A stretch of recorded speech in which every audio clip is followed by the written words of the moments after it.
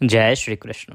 आप सभी को माघ मास के 7वें दिन की ढेरों शुभकामनाएं और माघ स्नान के 8वें दिन की ढेरों शुभकामनाएं। प्रिय दर्शकों, माघ का 7वां दिन इसलिए क्योंकि माघ मास प्रतिपदा से शुरू होता है और माघ स्नान का 8वां दिन इसलिए क्योंकि माघ स्नान पूर्णिमाशी से आरंभ हो जाता है। तो आज माघ स्नान को 8वां दिन है। आज 8वें दिन का आपने स्नान किया है। आज हम माघ मास महात्म्य में 8वें दिन की कथा का श्रवण करेंगे, 8वां अध्याय श्रवण करेंगे।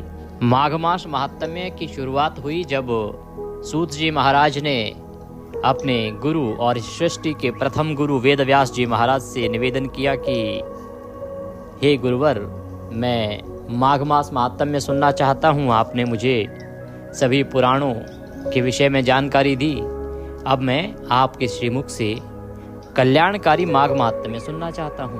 तब श्री वेद व्यास जी महाराज सूत जी महाराज को माघ मास महात्म्य सुनाना आरंभ करते हैं। बताते हैं कि किस प्रकार से ये माह अत्यंत कल्याणकारी है, कैसे ये मनुष्य का कल्याण करने वाला है और इसके स्नान करने मात्र से मनुष्य के अनेकों पापों का नाश हो जाता है। इसमें आरंभ में उन्होंने बताया कि ये महात्म्य एक बार ऋषि वशिष्ठ ने महाराज दिलीप को सुनाया था।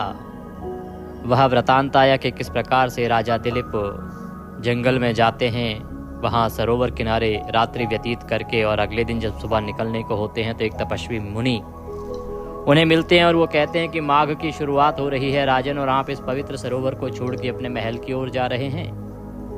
अरे ये तो बड़ा ही पुण्यदायी अवसर है, इसको क्यों छोड़ना। तो महाराज ने निवेदन किया कि ऋषिवर, मुझे तो पता ही नहीं माघ क्या होता है, क्या इसकी महिमा है, आप कृपा करके मुझे इसके विषय में बताएं। तो ऋषिवर ने उन्हें कहा कि राजन, अभी तो स्नान का समय है, भोर का समय है, सूर्य उदय होने वाले हैं, तो अभी स्नान का समय है। आप इसका महात्म्य अपने गुरु वशिष्ठ से सुनिएगा।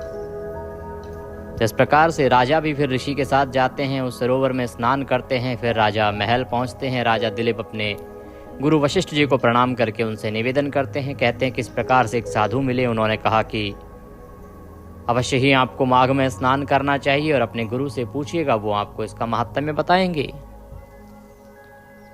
तो ऋषिवर वशिष्ठ जी जो है महात्म्य सुनाना आरंभ करते हैं। इसकी महिमा का वर्णन आता है, माघ मास स्नान कैसे करना चाहिए वह सब वृतांत आता है। तदुपरांत वर्णन आता है। वशिष्ठ जी महाराज कहते हैं कि हे राजन, एक बार यह महात्म्य दत्तात्रेय जी महाराज ने सहस्त्रार्जुन को सुनाया था, वह वृतांत सुनो।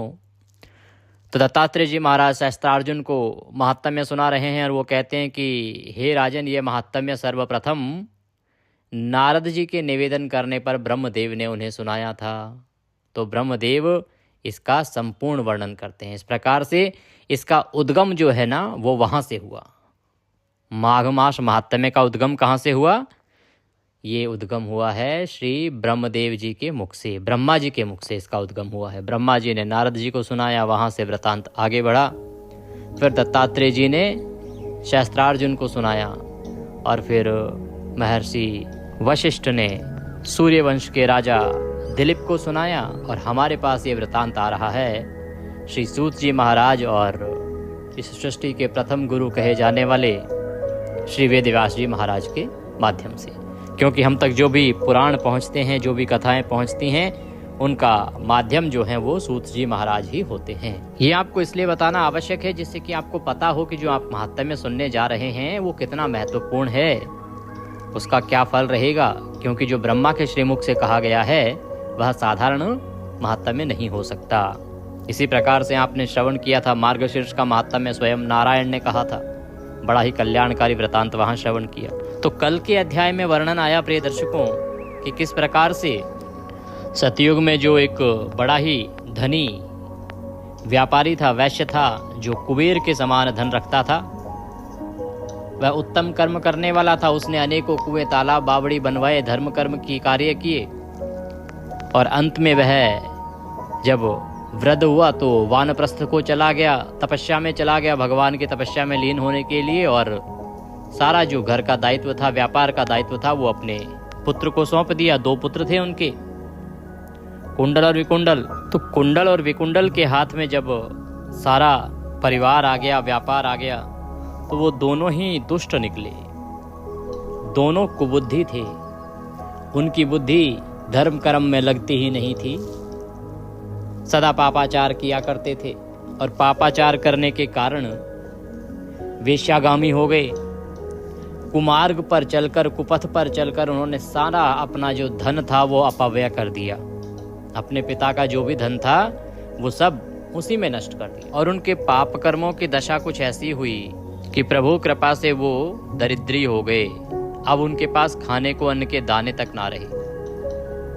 तब जो भी उनके सहचर थे, चाटुकारिता में लगे रहते थे, उनके धन के लालच में वो सब उनको छोड़ के चले गए। जीवन दुर्भर हो गया तो उन्होंने राज्य में चोरी करनी आरंभ करी। अब राज्य में चोरी करनी आरंभ करी तो वहां तो राजा का सख्त शासन था। अतः राजा के भय से वो जंगल में जाके रहने लगे और वहां डाकुओं का संग किया। अब डाकुओं के साथ रहने लगे, वहां जंगली जानवरों को मार के खाते और वहीं जंगल में रहते। उनके कर्मों की सजा ऐसी हुई कि एक भाई को शेर ने खा लिया और दूसरे की मृत्यु सांप के डसने से हो गई। इस प्रकार दोनों का देहांत हो गया। दोनों को यमलोक में यमदूतों के द्वारा नागपाश में बांध के ले जाया गया और दोनों को यमराज के सामने प्रस्तुत किया गया। और यमदूतों ने कहा कि हे यमराज, इन दोनों दुष्टों को हम ले आए हैं, अब आगे आज्ञा दीजिए कि इनके साथ क्या किया जाए। इससे आगे का वृतांत मैं आरंभ करूं उससे पहले आपसे निवेदन है कि यह पवित्र माघ मास महात्म्य का वीडियो है तो कृपया इसे एक बार लाइक अवश्य कर दीजिएगा। और परमेश्वर वासुदेव की कृपा प्राप्त करने के लिए, माघ स्नान फल प्राप्त करने के लिए कमेंट बॉक्स में अवश्य लिखिएगा जय श्री हरि या ओम नमो भगवते वासुदेवाय। ये माघ मास में भगवान नारायण के मंत्र जितने लिखे जाएंगे उतना कल्याण होगा। आप देख रहे हैं देवभूमि ज्योतिष संस्थान का प्रतिष्ठित YouTube चैनल देवभूमि धार्मिक। हम यहाँ पर सभी व्रत और त्योहारों की सही शास्त्रीय जानकारी प्रदान करते हैं। ज्योतिष शास्त्र और पंचांग के आधार पर आपको बताते हैं कौन सी तिथि कब है, व्रत आदि कब करना है, क्या विधि है, क्या नियम है और क्या गलती नहीं करनी है। यदि आप सभी व्रत और त्योहारों की सही शास्त्रीय जानकारी पाते रहना चाहते हैं तो कृपया चैनल को अभी सब्सक्राइब कीजिए और बेल आइकन को प्रेस कीजिए। देखिए, चैनल से जुड़ने का आपको लाभ ये होगा कि हमारे पुराने दर्शक जानते होंगे कि हमारी 4 पीढ़ियां इसी पांडित कर्म में बीती हैं। इसी कारण से हमारे पास एक लेगेसी है, हमारे पूर्वजों की देन है। हमारे पास वो सभी ग्रंथ और पुराण हैं जो आज विलुप्त हो गए हैं, सैकड़ों साल पुराने पुराण हैं। और इसीलिए आप हमारे यहाँ पर सभी सही जो महात्म्य है ना, जो पुराणों में वर्णित हैं, जो किसी माह के लिए लिखे गए थे भगवान के द्वारा या श्री वेदव्यास जी के द्वारा, वो महात्म्य हम आपको सुनाते हैं।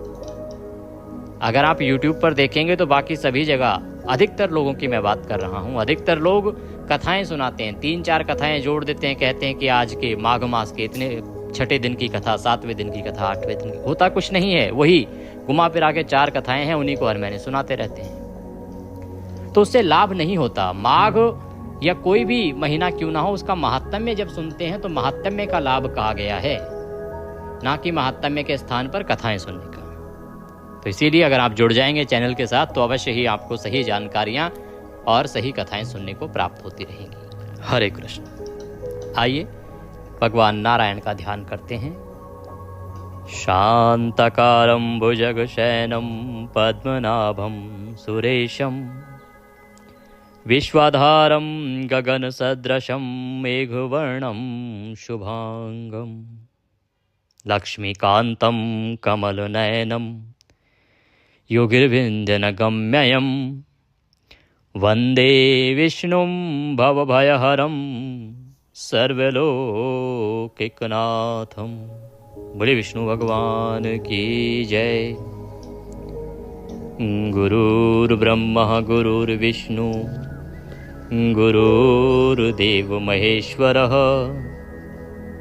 गुरुर्साक्षात् परब्रह्म तस्मै श्री गुरुवे नमः। बोले गुरुदेव महाराज की जय। या देवी सर्वभूतेषु मां सरस्वती रूपेण संस्थिता नमस्तस्यै नमस्तस्यै नमस्तस्यै नमो नमः। बोलिए सरस्वती महारानी की जय। बोलिए प्रथम पूज्य गणेश जी महाराज की जय। बोलिए विष्णु भगवान की जय। आप सभी दर्शकों को, आप सभी श्रोतागण को मेरा नमस्कार। आइए वृतांत को आगे बढ़ाते हैं। तो आपने सुना कि जब वो दोनों वैश्य कुमार जो कुमार्ग पर चल रहे थे, उनको यमदूतों के द्वारा प्रताड़ित करते हुए यमलोक में ले जाया गया। वहाँ यमराज के सामने जब उनको प्रस्तुत किया गया और कहा गया कि हे यमराज, आज्ञा दीजिए इनके साथ क्या किया जाए, तब चित्रगुप्त ने उन दोनों के कर्मों की आलोचना करके दूतों से कहा कि बड़े भाई कुंडल को घोर नरक में डालो और दूसरे भाई विकुंडल को स्वर्ग में ले जाओ, जहां उत्तम भोग हैं। तब एक दूत तो कुंडल को नरक में फेंकने के लिए ले गया और दूसरा दूत बड़ी नम्रता से कहने लगा कि हे विकुंडल, चलो तुम अच्छे कर्मों से स्वर्ग को प्राप्त होकर अनेक प्रकार के भोगों को भोगो। तो इस प्रकार से जब यमराज से कहा गया तो यमराज ने चित्रगुप्त को आदेश दिया कि ये चित्रगुप्त, जैसे इनके कर्म हैं उसके अनुसार इनको भेज दो। तो चित्रगुप्त जो कि लेखा जोखा देखते हैं, लेखा अधिकारी हैं एक प्रकार से, प्रत्येक मनुष्य का बही खाता उन्हीं के पास होता है और वही हैं जो बही खाता देख के उसके अनुसार मनुष्य की क्या पीड़ा रहने वाली है उसको निर्धारित करते हैं। क्या पनिशमेंट मनुष्य को मिलने वाली है, नर्क मिलेगा, कौन सा नर्क मिलेगा, कितनी यातना मिलेगी या कितना उत्तम स्थान मिलेगा, ये उनके पोथी पन्नों में ही लिखा होता है। तो चित्रगुप्त ने उन दोनों के जो बही खाते थे उनको देखा, उनके जो कर्म फल थे उनको देखा और उनको देख के उन्होंने निर्देश दिया कि भाई जो बड़ा भाई है उसको तो कठोर नरक में डाल दिया जाए और जो छोटा भाई है विकुंडल, उसको स्वर्ग में ले जाया जाए और वहां पर जो उत्तम भोग हैं उनको भोगने को दिए जाएं। अब जैसा चित्रगुप्त ने आदेश दिया वैसा यमदूतों ने किया। बड़े भाई को घोर नरक की ओर ले गए और छोटे भाई से निवेदन किया कि चलो तुम्हें हम स्वर्ग लेके जा रहे हैं, वहां पर तुम अपने उत्तम भोगों को भोगना। अब आप कथा सुनी रहे हैं कल से इस वृतांत को, तो प्रश्न तो आपके मन में भी उठा होगा कि भाई ऐसा कैसे? दोनों ने पाप तो बराबर किए थे, दोनों एक ही कर्म करते थे, वेश्यागामी थे, लोगों को लूटते थे, अत्याचार करते थे। कोई धर्म कर्म का तो कहीं वर्णन आया नहीं पिछले अध्याय में। तो फिर ऐसा क्या कारण हुआ कि एक भाई को कठोर नरक मिला और दूसरे को स्वर्ग मिला? जैसे आपके मन में प्रश्न उठ रहा है, उसी प्रकार से जब विकुंडल को कहा गया कि चलो तुम्हें स्वर्ग ले चलते हैं और वहां तुम अपने सभी भोगों को भोगो, तो विकुंडल को बड़ा विस्मय हुआ, उसे बड़ा आश्चर्य हुआ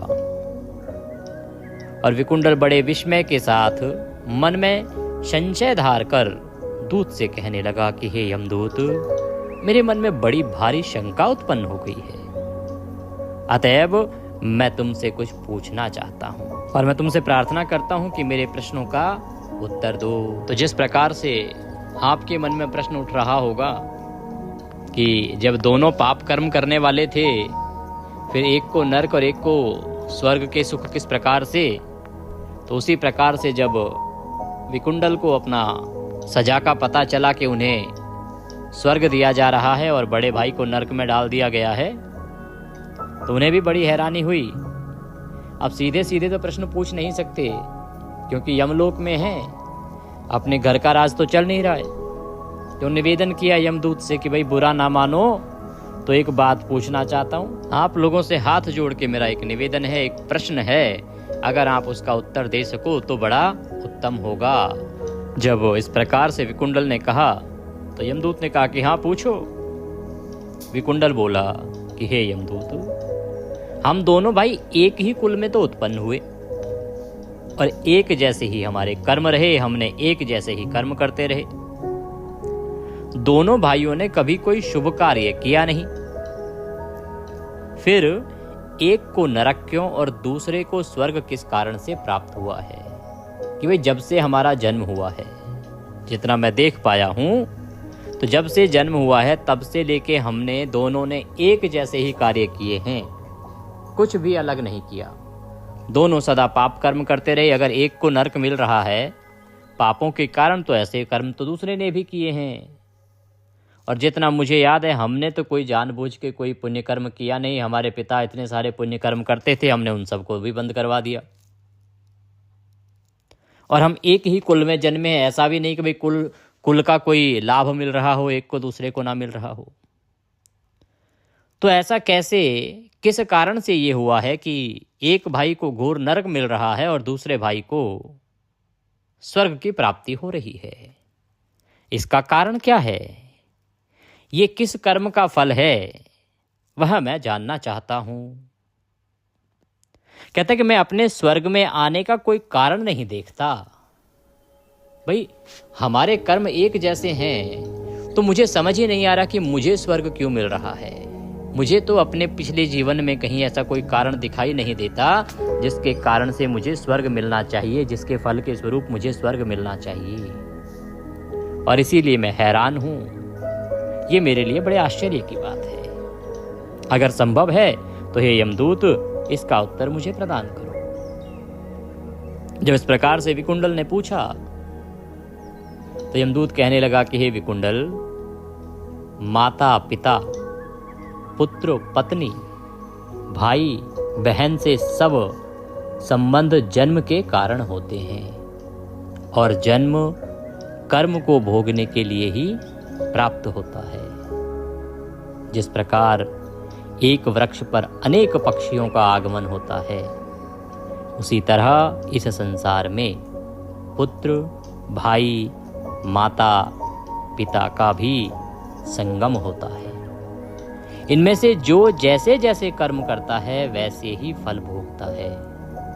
तुम्हारा भाई अपने पाप कर्मों से नरक में गया, तुम अपने पुण्य कर्म के कारण में स्वर्ग जा रहे हो।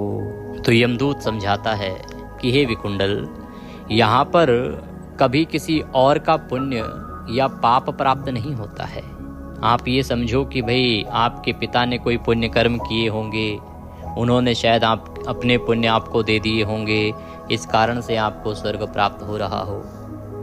तो ध्यान दो, जिस प्रकार से एक वृक्ष होता है ना, उस वृक्ष पर हजारों पक्षी आते हैं और चले जाते हैं, उड़ जाते हैं।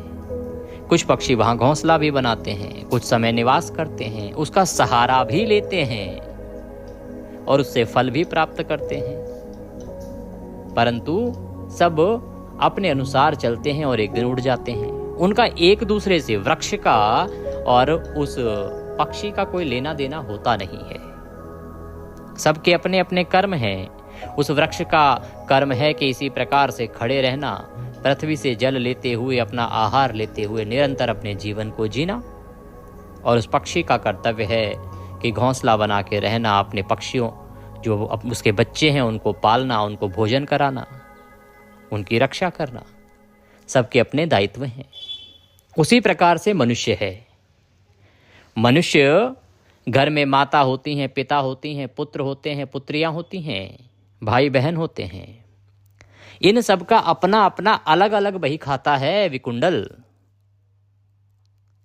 माता पिता, भाई बहन, बंधु जो भी है ना, ये कर्मों के कारण एक दूसरे के साथ जुड़ते हैं, परंतु इनका जीवन बही खाता सबका अलग अलग है। सब अपने कर्मों को अलग अलग भोगते हैं। जब वो इस पृथ्वी से चले जाते हैं तो सबके अपने अलग अलग बही खाते हैं।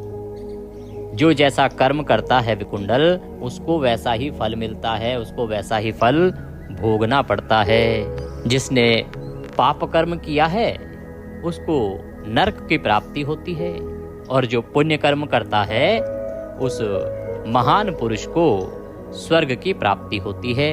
हे विकुंडल, तुम्हारा जो भाई है उसने अपने पाप कर्मों से नरक को प्राप्त किया है, उसने अनेकों पाप कर्म किए, इसीलिए वह नरक को गया है। और तुम अपने पुण्य कर्म के कारण स्वर्ग में जा रहे हो, क्योंकि तुमने पुण्य कर्म किया है। जब यमदूत ने यह समझाया कि तुम अपने पुण्यों के कारण स्वर्ग जा रहे हो, तो फिर विकुंडल बोला कि हे यमदूत, मुझे बड़ा आश्चर्य हो रहा है। ये बड़े आश्चर्य की बात है। जितना मैं जानता हूं, जितना मुझे ज्ञात है, मैंने ऐसा तो कोई पुण्य कर्म किया नहीं। हे यमदूत, मैं अगर अपने पूरे जीवन पर दृष्टि डालूं तो मैंने आजन्म कोई धर्म का कार्य नहीं किया। सदैव पापों में ही मैं लगा रहा, पाप कर्म ही मैं करता रहा।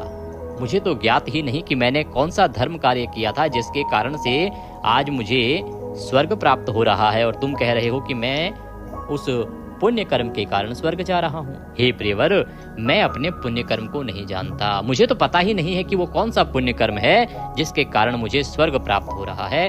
मैं यह नहीं जानता। यदि तुम मेरे पुण्य कर्म को जानते हो तो मैं तुमसे बारंबार निवेदन करता हूँ, करबद्ध निवेदन करता हूँ कि तुम मुझे वह मेरा पुण्य कर्म बताओ जिसके फलस्वरूप इतने पाप करने के बाद भी मुझे आज स्वर्ग की प्राप्ति हो रही है।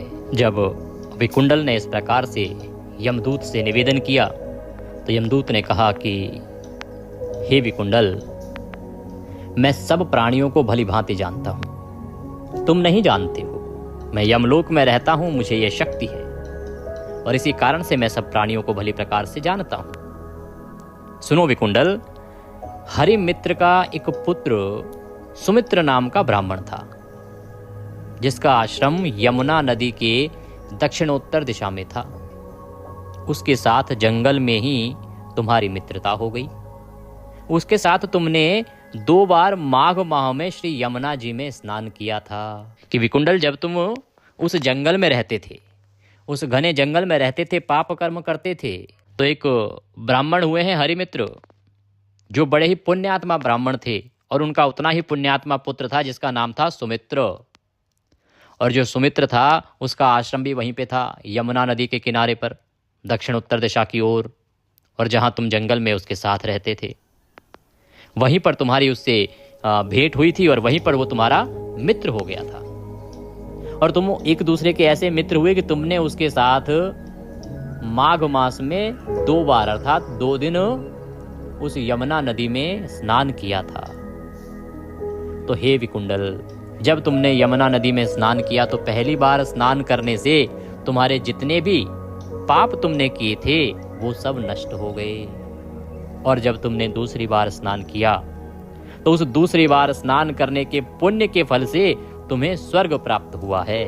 सो हे वैश्यवर, तुमने 2 बार माघ मास में स्नान किया, इसी पुण्य के फल से तुमको स्वर्ग प्राप्त हुआ है। और तुम्हारा भाई तुम्हारे ही सदृश पापी था, उतने ही पाप उसने किए जितने तुमने किए, परंतु उसने माघ स्नान नहीं किया या माघ मास में नदी स्नान नहीं किया। इस कारण से वह अपने पापों को नहीं धो पाया। उसने ऐसा कोई कर्म नहीं किया जिसके कारण उसके पाप धुल जाते, तो वह अब अपने पापों की सजा यहाँ नरक में भोगेगा। और क्योंकि तुमने माघ मास में पवित्र स्नान किया है, उस माघ मास के स्नान की महिमा ऐसी है विकुंडल, जिसके फलस्वरूप तुम्हारे सभी पापों का नाश हो गया है, और उसी के पुण्य प्रताप से तुम्हें इस स्वर्ग लोक की प्राप्ति हुई है। तो प्रिय भक्तों, इस प्रकार से वह घोर पापी विकुंडल अनजाने में केवल 2 दिन यमुना नदी में माघ मास में स्नान कर लेने मात्र से ही इतने पाप करने के बाद भी स्वर्ग को प्राप्त कर लेता है। सोचिए कितनी महिमा है माघ स्नान की। इतना बड़ा पापी जिसने इतने जीवन भर पाप किए और केवल 2 दिन उसने माघ मास में पवित्र स्नान कर लिया, तो उसके सभी पापों का नाश हो गया और वह अंत में स्वर्ग में गया। श्री दत्तात्रेय जी कहते हैं कि हे सहस्त्रार्जुन, इस प्रकार वह भाई के दुखों से अति दुखित होकर नम्रता पूर्वक मीठे वचनों से दूतों से कहने लगा, हे दूतों, सज्जन पुरुषों के साथ 7 पग चलने से मित्रता हो जाती है और यह कल्याणकारी होती है। मित्र, प्रेम की चिंता न करते हुए तुम मुझको इतना बताने की कृपा करो कि कौन से कर्म से मनुष्य यमलोक को प्राप्त नहीं होता, क्योंकि तुम सर्वज्ञ हो। जब यमदूत ने उस विकुंडल को सब कुछ वृतांत रूप में कह सुनाया कि किस प्रकार से, किस कारण से इसको स्वर्ग और उसको नरक प्राप्त हुआ है, तो इससे विकुंडल का मन अत्यंत शांत और शील हो गया। अब वह अति विनम्र हो गया। उसके भीतर विनम्रता के अंकुर फूट आए और वह विनम्र होकर, हाथ जोड़कर, दुखित होकर, नम्रतापूर्वक मीठे वचनों से उन यमदूतों से कहता है कि हे यमदूतों, यदि कोई मनुष्य सज्जन के साथ 7 कदम भी चल लेता है तो उसकी उस सज्जन पुरुष से मित्रता हो जाती है, और यह सदा ही कल्याणकारी होती है। सज्जन पुरुष से मित्रता सदा कल्याणकारी होती है। जैसे कि मुझे वह सज्जन ब्राह्मण मिला, वह मेरा मित्र बना, और केवल उसकी संगत में मैंने 2 दिन स्नान कर लिया और देखो मेरे सारे पाप धुल गए, और उसी सज्जनता के कारण मैं आज इस स्वर्ग की ओर जा रहा हूँ। हे यमदूतों, मित्र प्रेम की चिंता न करते हुए तुम मुझको इतना बताने की कृपा करो कि कौन से कर्म से मनुष्य यमलोक को प्राप्त नहीं होता। कि तुम मित्र प्रेम की चिंता ना करो, केवल इतना बताओ कि वह कौन सा कर्म है जो मनुष्य को करना चाहिए। वो कौन सा कर्म है जिसको यदि मनुष्य करता है तो वह मनुष्य यमलोक नहीं आता, उसको यम यातना नहीं देखनी पड़ती। वह एक कर्म मैं जानना चाहता हूँ जिससे कि ये मानव समाज यमलोक आने से बच सके। हे यमदूतों, तुम सर्वज्ञ हो, तुम सब जानते हो, इसीलिए मैं तुमसे ये प्रश्न पूछ रहा हूँ। तो इस प्रकार से वह विकुंडल यमदूतों से निवेदन करता है कि किस प्रकार से यम यातना से और यमलोक से मनुष्य बच सकता है। कहता है कि मैं बड़ा हैरान हूँ कि इतने पाप करने के बाद भी आज मुझे स्वर्ग जाने को प्राप्त हो रहा है, तो कृपा करके मुझे अनुग्रहित करो और मेरे इन प्रश्नों का उत्तर प्रदान करो। बोले विष्णु भगवान की जय। इसी के साथ आज का यह माघ मास महात्म्य का अध्याय यहाँ पूर्ण होता है। इससे आगे का वृतांत हम कल श्रवण करेंगे। प्रिय दर्शकों, आपके लिए विशेष सूचना यह है कि 14 तारीख को मकर संक्रांति है, और मकर संक्रांति के दिन सूर्य महात्म्य और मकर संक्रांति महात्म्य बड़ा कल्याणकारी होता है। मैंने रिसर्च में देखा है कि शायद वो YouTube पर कहीं भी उपलब्ध नहीं है। मैं आपके लिए अवश्य ही आने वाली मकर संक्रांति पर मकर संक्रांति महात्म्य, सूर्य महात्म्य लेके आऊँगा, जो बड़ा ही कल्याणकारी है, बड़ा ही पुण्यप्रद है। तो उसको सुनना न भूलिएगा, क्योंकि मकर संक्रांति पर उसके सुनने मात्र से ही मनुष्य का कल्याण हो जाता है। वह अनंत पुण्यदायी है जो पुराण में वर्णित है। तो हमारे साथ जुड़ जाइए जिससे कि कोई भी वीडियो छूटे नहीं, और अवश्य सुनिएगा मकर संक्रांति पर मकर संक्रांति महात्म्य, सूर्य महात्म्य। और आपसे निवेदन है कि यदि आप हमारे साथ व्हाट्सएप पर अभी तक नहीं जुड़े हैं तो जुड़ जाइए। आपके स्क्रीन पर नंबर आ रहा होगा 900 से, उस पर व्हाट्सएप पर मैसेज लिखिए अपना नाम और कहिए कि आपके नंबर को ऐड कर दिया जाए ग्रुप में। इससे क्या लाभ होगा कि जितने भी वीडियो हमारे होंगे वो सब आपको सीधे मोबाइल पर मिलते रहेंगे। एक दूसरा लाभ ये होगा आपको प्रिय दर्शकों कि बहुत सारी ऐसी जानकारियां होती हैं छोटी छोटी जिनकी वीडियो हम नहीं बना पाते हैं, वो जानकारियां हम ग्रुप में डाल देते हैं, तो आपको वो जानकारी भी मिलती रहेंगी। कई बार कि भाई आज त्यौहार चल रहा है, अब मैं वीडियो बना के कब डालूँ, मुझे अचानक से पता लगा पंचांग से कुछ या ग्रंथ से कुछ, तो मैं वहाँ पर लिख देता हूँ कि आज का पुण्य लाभ कैसे ले सकते हैं, तो वो लाभ आपको होगा।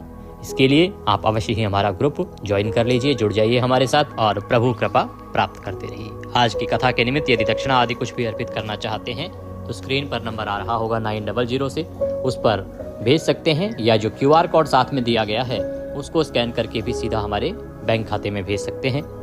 कुछ और कहना चाहें, पूछना चाहें तो कमेंट बॉक्स में लिख के पूछ सकते हैं, या मोबाइल व्हाट्सएप के माध्यम से भी पूछ सकते हैं। ध्यान दीजिएगा कि एकादशी और मकर संक्रांति एक ही दिन है। मैंने आपके लिए एक वीडियो अपलोड किया है कि कैसे संक्रांति पर पुण्य लाभ लेना है। उसमें मैंने सारे नियम बता दिए हैं आपको कि एकादशी कैसे करेंगे और संक्रांति कैसे करेंगे, पूरे दिन में क्या क्या काम करने चाहिए आपको, किस प्रकार से आप दोनों ही पर्वों का एक साथ लाभ ले सकते हैं, दोनों ही पर्वों का संपूर्ण फल प्राप्त कर सकते हैं। उस वीडियो को अवश्य ही देखिएगा। भगवान नारायण सब पर कृपा करें। हरे कृष्ण।